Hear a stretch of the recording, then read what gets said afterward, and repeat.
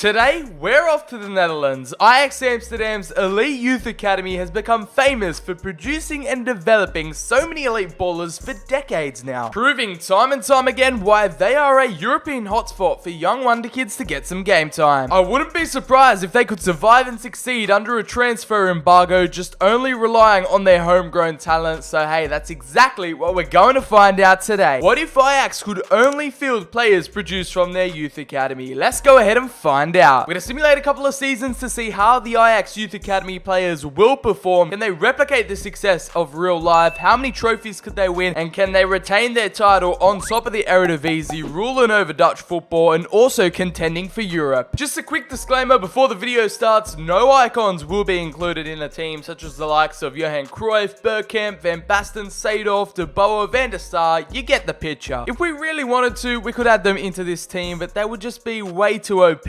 And I just wanted to focus on the modern day talents that have recently emerged in the last decade or so. Hopefully you guys do understand. Before we get into the specifics of the team, make sure to smash that like button down below, subscribe with notifications on so you never miss out on a video, and show your support down below. Leave a comment on what club we should do this experiment with next and what kind of players we missed out on in the squad. We are diving straight into the thick of things here today in the 4-2-3-1 narrow formation. This is how the new look Ajax will be lining up. There's a lot to digest, there's a lot to take in, some brand new market additions and also some major departures. We had to say goodbye to the likes of David Neres, the Brazilian right winger, the mercurial Moroccan Hakim Ziyech, who's already made a big money move to Chelsea. He's headed off to the Premier League, so we've transferred him over to his brand new club in real life. Dusan Tadic has headed back over to Southampton, and another major loss was Nicolas Tagliafico. We just placed him over in China, so he has little to no impact upon how we do in this experiment. Nevertheless, back onto the more positive side of things. This is our reality right now. We've had some major losses, but we've also gained a hell of a lot, such as the likes of PSV's Marlon. He's going to be leading the line up top. The striker can also play left wing. Christian Eriksen is another major marquee signing. Now Outer into the Dane was brought up through the Ajax Youth Academy. You remember the days, the FIFA 12, FIFA 13 Wonder Kid status. He's transformed into a world-class baller, so that is going to help us out massively. We've lost the likes of Neres, but we've also gained Tottenham's new Dutch winger in Bergwijn. Yet again, another PSV talent comes over to join the Ajax Youth Academy squad. We have Quincy Promes, who was already in the team, so he stays put. We've brought back the likes of Frankie de Jong, who was out of Barcelona, the magical D trio. We have De Ligt in there as well. And I know Frankie de Jong did come from Willem, but he did spend the majority of his youth career at Ajax, so he's going to qualify for this team. Another man that stays put alongside Quincy Promes is going to be Donny van der Beek. The young central mid will partner alongside de Jong. And it is just a Spurs reunion party at the moment. We have Jan Vertonghen and Toby Alderweireld, the two centre-backs. I know they're both Belgian, but they grew up and really developed, turned into the players they are today here at Ajax. A bit of a controversial decision here at right back. We're going to pick the American Dest over Mazauri, the Moroccan. The man from the United States really making himself known here in the Netherlands. As we move on to the goalkeeping position, it was a similar scenario we had with Chelsea. No really decent goalkeepers, so we've decided to include Onana, even though he was brought up in Barcelona. He spent a majority of his youth career out at Ajax, so I am going to qualify him for this squad. We're going to bring him back. I mean, it was a trade-off between Onana and Van der Sar. We could have brought in the veteran Dutchman, but I wanted to keep it slightly realistic. Onana, the Cameroonian, still has a bit to grow, so he could match Van der Sar in net. And you know what? I decided to put my money on Onana. Hope it pays off. However, one man that actually qualifies for the goalkeeping spot is Stecklenburg, the now 36-year-old keeper. He's not going to start, but he will be on the bench as a backup. Justin Kluivert returns back to his boyhood club. We have Dolberg, another Dane, on return from Nice. We also have Rosario, another PSV talent. There are so many interconnections here in this brand new Youth Academy only team. Gravenberch remains here at Ajax, the teenage Dutch midfield sensation. He will look to try and fight for his position, but de Jong and Van der Beek are going to be pretty hard to contest. Mazraoui, who we covered at backup right back, and Daley Blind, another one of their successful defensive Youth Academy graduates. Ryan Babel retains his place in this Youth Academy graduate side, even though he's been quite a journeyman. He's a veteran now. He remains in this Ajax team. Who remembers Richard Bazua, the FIFA 15 Wonder Kid career mode legend? If you remember him, put an F down in the comments below. F's in the chat, boys. The 22-year-old left Ajax way too soon. He'll make a special comeback for this experiment video, but Richard Bazua, what happened to him? How the mighty have fallen. We've got Haps as a backup left back. We have Eterling, a man again, who retains his place here at Ajax. We also have the return of Klaassen, who makes his move from Werder Bremen, and now Hansen, who's been recently added after the Under-17 World Cup. The young Dutchman performed admirably for his country, and he is the next best thing in the youth academy, still only 17 years of age as well. We have a backup goalkeeper in Sherpen, and some other lesser known players that can grow and develop throughout this experiment, but they're not first team players for now. Our loan situation at the moment, we have 2 players out on loan. They are academy graduates, so we've decided to keep them here at the club. Noah Lang, who is a Dutch winger slash midfielder. He's playing his football out in the Eredivisie at FC20, and Sven Botsman, who is currently playing for Herenveen. I hope you got your head around it. That is the current overview of the whole entire team. Ajax have probably one of the most successful and prosperous youth academies. Dutch football has been revolutionized thanks to academies like Ajax, PSV, all those major Dutch sides have literally changed the whole entire country's way of playing. The development of youth football and wonderkids throughout the whole entire country, it is pivotal, and Ajax are a walking example of that, living and breathing it every single day. Investing in the youth talent is what you love to see, and it's in these experiments where it is really reflected how much work they've put in, as all the talents are coming together for one epic comeback. As all of the required changes are in place, Ajax are up to a 4.5-star team, 80 attack, 83 midfield, and 81 defense, and that could only get better as the years go by. I think all looks good for now. Let's take a cheeky look at what the board expect from this squad in Season 1. They want to do close to the treble, win the league, which I think is around about realistic. We got to win the cup, and they want us to go one step further than last season for Ajax, reach the Champions League final. A treble winning season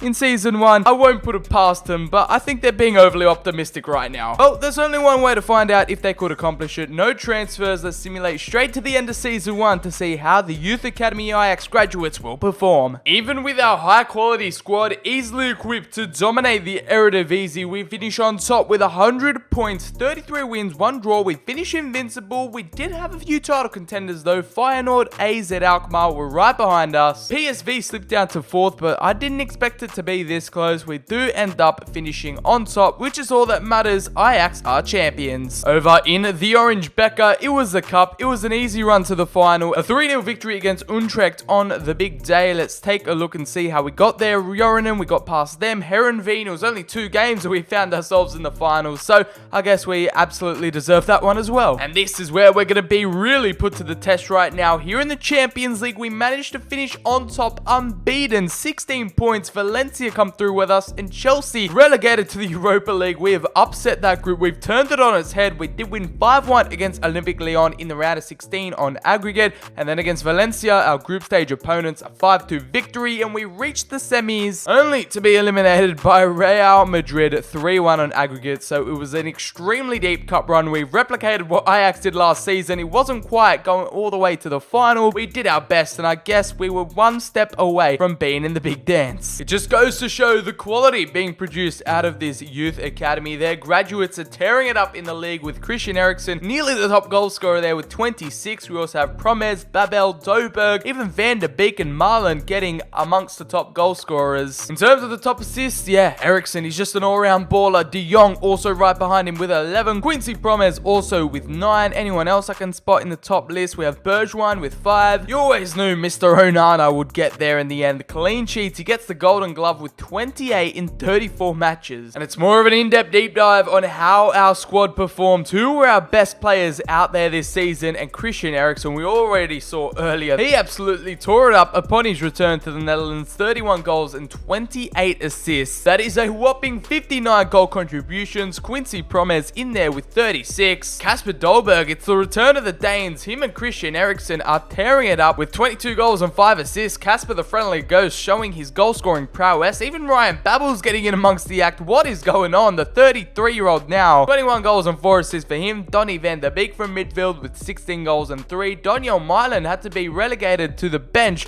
after Kasper Dolberg with an attacking masterclass. Steven Bergwijn in there with 9 goals and 7. Frenkie de Jong pulling the strings in midfield with 16 assists and 5 goals. And even Sonja Hansen off the bench with 1 goal in 15 appearances. Daley Blind and Toby Alderweireld managed to make an impact from centre back, and their partnership grew ever so strong this season. We already saw the Cameroonians' immaculate clean sheet record in the league, and it's 34 clean sheets in all competitions for the big shot stopper. It's the lethal combination, really. Once you mix wonderkids with Ajax with plenty of game time, you're going to get growth. You're going to get rapid developments, and the prospects here are growing exponentially. Heck, even Richard Bazua, a failed career mode wonderkid, is even getting some minutes and also growing up in his stats. However, some bad news to report on. We do have 3 players leaving us this season. It is Bruno Varela. He was on loan, so he was going back to his parent club anyway. We do have Ryan Babel also going back to his parent club. The now 33-year-old put in a great shift and he grinded throughout this season. We also have Martin Stecklenburg, who is in fact retiring at the end of the season. The 37-year-old now, he's had a long and lengthy career. He's had a good innings, and now it's time to hang up the gloves. As season 2 looms large, hopefully there's no second season syndrome for the lads out there. Let's see if they can continue performing, continue improving. The Champions League seems like it's the main target. The Netherlands has been conquered. We're ready to take over, and Europe ain't ready. Just when you thought it couldn't get any better here in season 2, we've one-upped ourselves. We've gone from 100 points in the league to 102, finishing in perfect condition. 34 games, 34 wins, and 100% record, and we have left everyone in the dust. PSV in second with 92 points this time. AZ and Hercules make up the top 4. Feyenoord have slumped down. We are just running riot over here. Ajax Amsterdam are literally the giants that no one can take down at the moment. And you can put the mortgage on it. It is Ajax taking out the domestic double. The Orange Becker returns to Amsterdam, and it's a 2-0 win against Hercules in the final. They had to beat Herenveen 3-0 in round 1. Round 2 saw a 4-0 demolition of AZ, 3-0 against ADO Den Haag, and then in the semi-finals, it was a 3-0 victory against Zwolle. And of course, we did not slip in the big dance. The Dutch Cup is ours once more. And this is where it's going to get interesting here. Okay, we've lost our first game. This is where evidently I've seen us lose a game here in the Champions League. We did take out first place though. 15 points. We've knocked out Bayern, who's gone to the Europa League. 12 points. Inter come through with us. I'm trying to figure out what game we lost. Okay, we lost 3-1 to Inter, unfortunately. At home even. Alright, that was a bit of a power move by them. But here we go in the round of 16 against Valencia again in the knockouts. 6-2 on aggregate. When are they going to learn? Unfortunately, it's our earliest knockout yet in the Champions League. We went to the semis last year. This time around, it's only the quarters. Liverpool stop us dead in our tracks, and it's a 4-2 elimination. Did they go on to win the whole thing? No, they lost 2-0 to Atletico. We were expecting a fairy tale. We needed some magic in Europe, and unfortunately, we stumble at the final hurdles. But right now, we're going to take a look at the top goal scorers in the Eredivisie. Right now, it is Kasper Dolberg, 42 goals in 33 matches. The Golden Boot winner. This man is injecting something. Someone check up on him, because that is just astronomical numbers. Van de Beek also contesting with 16. Eriksson in there as course with 12. A massive decline on season 1. Promes continues his consistent output. In terms of assists, Eriksson and De Jong take that crown with 15 and 14 apiece. Onana once more, the clean sheet king. In our second season, it is probably one of our most unexpected rises, claims to fame, I guess. The Dane, we all knew he was a wonder kid, but I didn't expect him to